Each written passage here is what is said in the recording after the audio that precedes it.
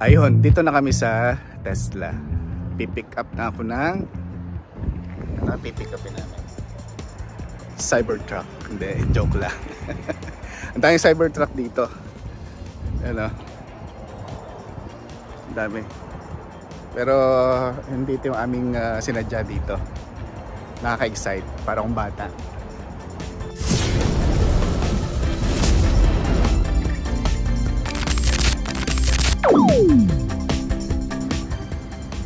And na-notify na namin yung Tesla. Hanapin lang namin yung VIN. Hanapin natin yung ating sasakyan.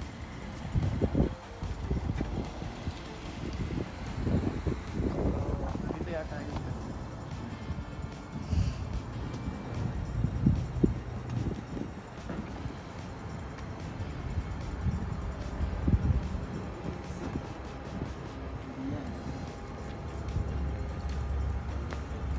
Nakita ko na.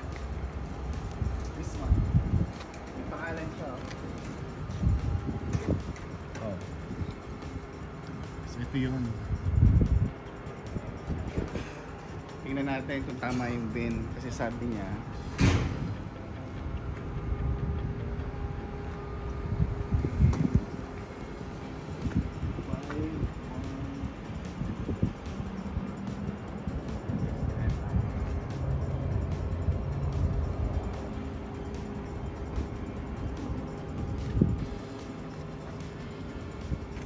alaw gas-gas.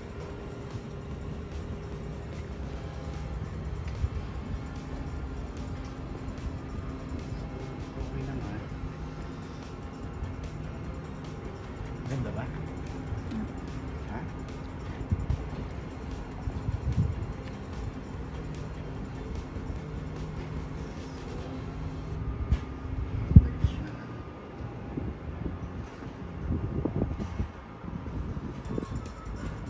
Dual motor.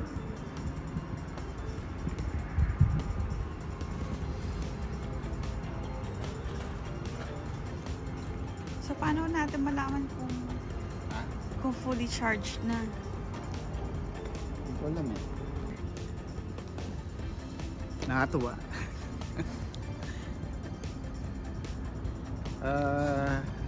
Ano sasabihin ko? Ayun, yun yung aming Model 3 sasakyan. Kailangan ko lang i-confirm yung mga documents sa app din. Hindi pa kami nakapasok sa loob. Siguro mamaya papasok kami. Pero yun, check lang muna namin yung mga kung okay yung car, kung may gas-gas, sa paint. Pero hindi ko pa nakikita yung loob. Then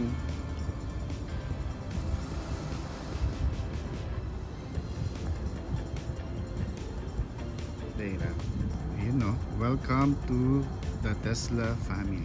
Let's continue. Yan. Tingnan natin kung bukas na. Ayun, bumukas. Wow, nice.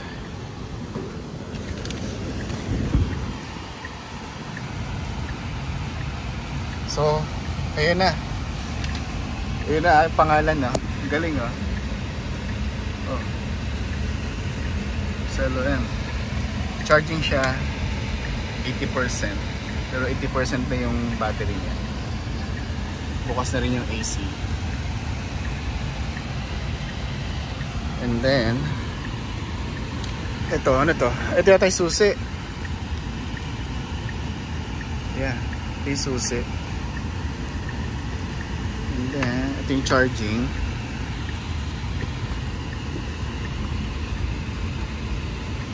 Ayos, ganda.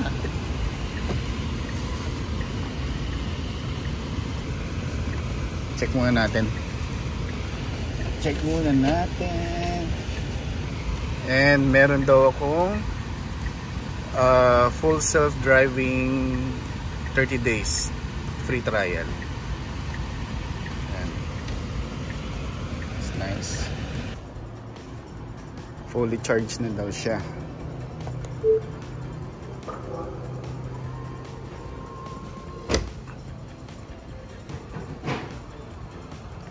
So, tingin ko okay na. Yan na. Ito, Model X. Ito din yung type ni Mrs. O ikaw, tinan mo. Okay lang. 6-seater yata ito. Yeah, yeah. I just want to let you know, so now you accept the delivery already. You can only stay on the charger for like a certain amount of time, maybe 5-10 minutes, because Yeah. they will give you like a idle fee if you stay too long. Okay, Yeah, alright. usually if Tesla cars okay, but if some of these cars that Alright. idle fee, yeah. Thank you. Ito yung Model X. Yan. Bagay kay Mrs. daw. Iti siya. Oh. Ito yung Model Y. White interior. 7-seater din ito. Pero masyadong masikip na yung sa likod. Ito yung Model X. 7-seater, 6-seater ito.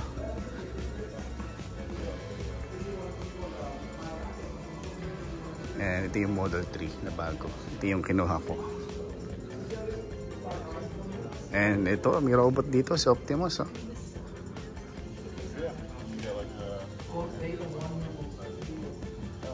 Si Optimus. Yun ang aking isa sa dream car ko. Yan. Cybertruck.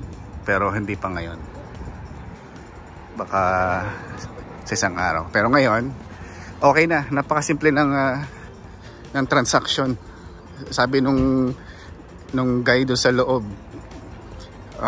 kung na-check ko na daw, okay na. Pwede na kaming umalis. Napakasimple. Ang dali ng ano. So, hugutin ko lang tong transaction eh. Hugutin ko lang tong charger. And then,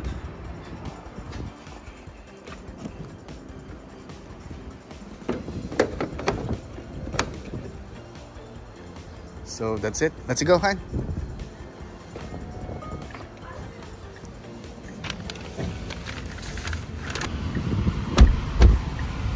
First drive. Yeah. Check mo nga kung ano to.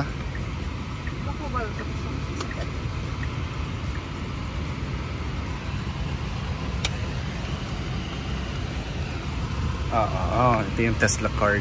Ito yung susi. Pagka wala kang cellphone, ito yung gagamitin natin.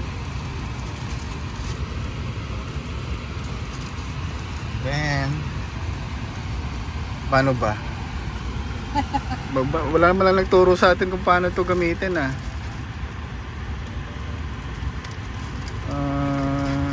Unlock. So, ito ng temperature.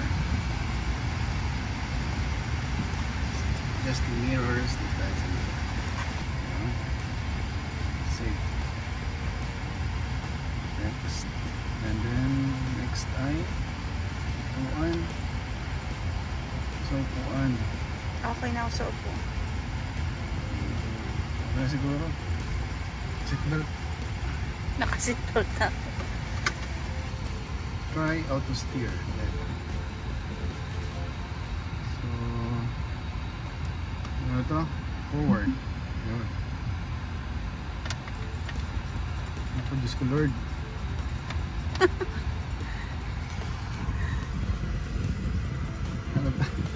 Para na daw tayo kasi bawal daw magtagal sa Charging station. charging station.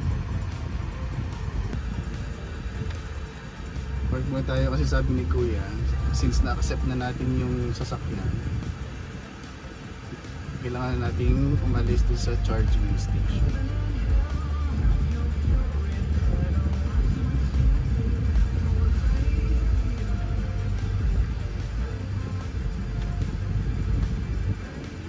Babano ako ah. What? Mark. Okay. Oh, kinabahan ako. At the light, turn left onto Sierra College Boulevard.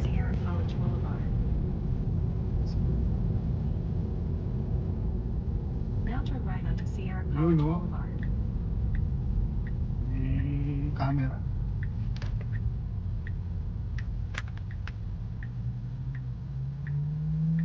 Ayan, nasa bahay na. Oh. Ganda, parang siya sports car. Ito ng ilaw.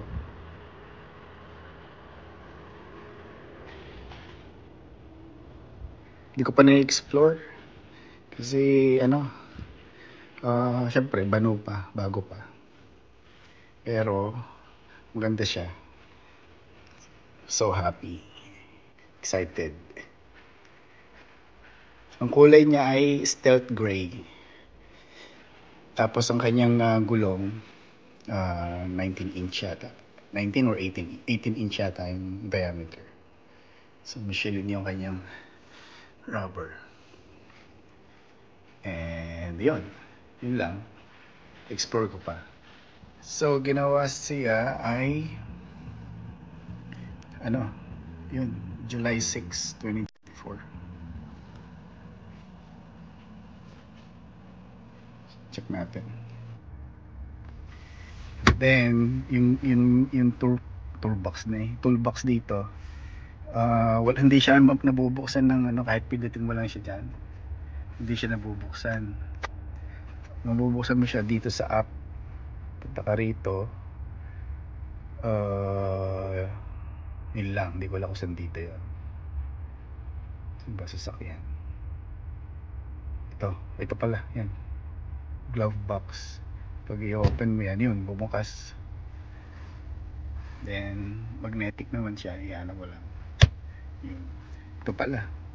Paano buksan? Yun. Wala. Yun, bubukas. Yun. May mga naman dito, tutorial din. Yan. So pag-aaralan ko muna yung turn signals, high beam, wipers, yung regenerative braking, ending your drive, navigation, dami. Halos nandito na lahat. Wala nga nagturo sa amin doon sa Tesla pagdating doon. Parang may nagtanong lang sa amin kung pipick up kami. So sabi ni Mrs., oo, pipick up. Tapos yun, umalis na. Walang ito yung gagawin, ito yung kailangan nyo. Basta pag kinonfirm namin, that's it. Alis na kami. Yun. Yung na-experience doon. So ito yung mga camera nga pala. Ano pa ba? Meron siyang, hindi ko malaman kung gaano siya raming miles na nung kinuha. Saan ba yun? Dynamics. Ano ba yung dynamics na yan? Wala. Autopilot ito eh. Autopilot. Ito yung full self-driving.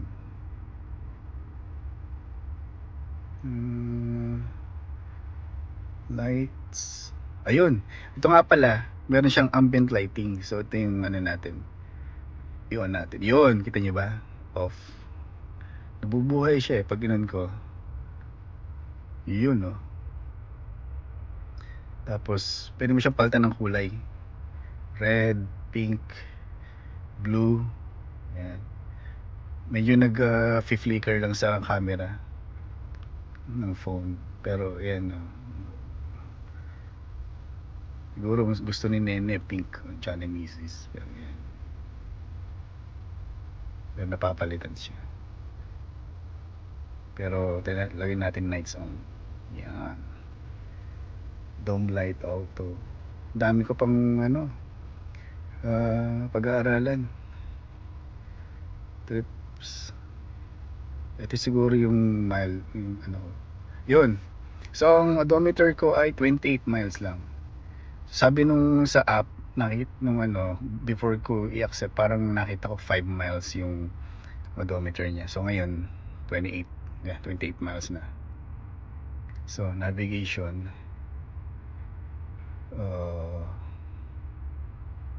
hindi ko pa alam to eh. Schedule, siguro to maintenance to, or sa charging, safety, service, software. Yan, ito yung model ng sasakyan. So Wi-Fi, pwede ko siya i-connect. So i-connect natin sa Snapdragon. Pero mamaya na. Bluetooth, and upgrades. Yeah. So ayan, kung gusto ko mag-subscribe, $99 per month. Pero saka na kasi meron pa naman akong free 30-day trial. Yun lang. Ayun. I'm so happy. So sa labas muna yung sea salt. Sa labas muna siya sa passport. Open nga pala natin yung trunk kasi hindi ko pa nakikita yung pinaka trunk mismo. Paano ba ito i-open? Ito. Open. Ayun, bumukas. Tingnan natin. Lagutok na.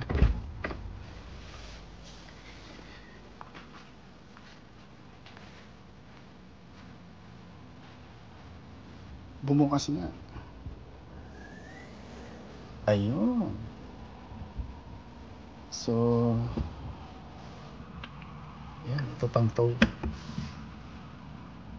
Ito lalagyan ng washer fluid. And then akala ko hindi siya auto close eh.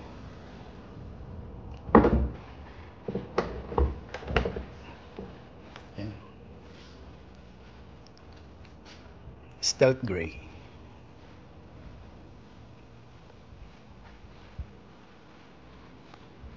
Ito yung likod nga pala.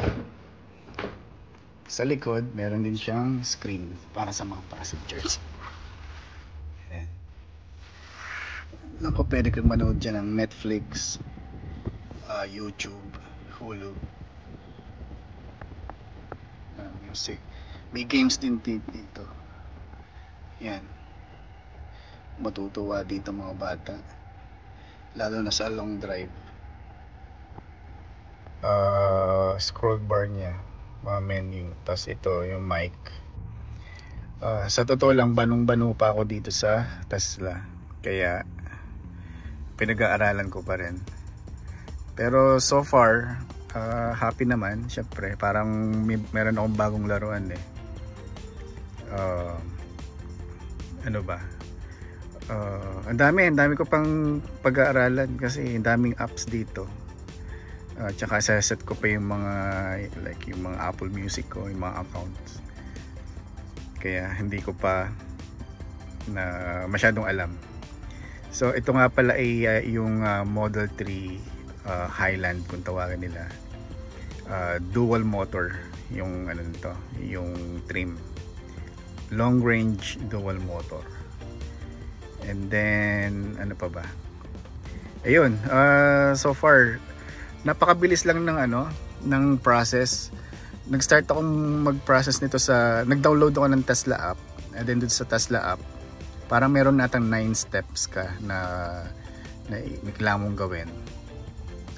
So, ayun, kung kanino i-register sa sasakyan, kung anong address, and then kung anong gusto mong model na bilhin. Ano pa ba? Yung magsasubmit ka ng insurance mo, yung mga details mo, social security, lahat, address. And then mag-a-apply ka ng kung cash, syempre di mo na kailangan mag-apply ng financing. Pero ako kasi financing ako. Kinuha ko to 5 years. And then ayun, na-approve naman ako ng Chase. Kaya okay din. Maganda rin yung aking rate na nakuha sa APR. Kasi may promo ngayon ng Tesla. Napakababa ng APR nila. So, ayun. So, sulit pa rin doon sa isang yun. And then, nag-down payment lang ako ng kung how much yung requirement nila. And then, after that, yun, nakaschedule na ako ng pick up, which is today nga.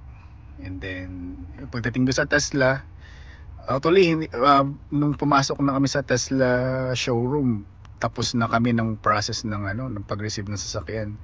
Kasi doon sa app, ang sabi doon, hanapin yung sasakyan. Madali naman namin nakita kasi meron siyang para mayroon nakalagay doon sa salamin na congratulations, yun, may pangalan. Tapos pina-check lang sa yung yung paint, yung all around na sasakyan, interior. Tapos nun, i-accept mo lang yung VIN. Tapos isa-set up mo yung susi. Ito nga pala wala susi, so phone lang yung gamit ko. And then ayun, okay na. So naka-charge na naman siya ngayon. Kasi kanina 80% yun, pero ngayon nasa 72 na. Ayun, mag-install lang kami ng wall charger. Meron naman kaming provision ng wall charger dito, yun, sa so install na. Naka-order na rin ako ng wall charger sa Tesla, kaya antayin ko na lang yung electrician.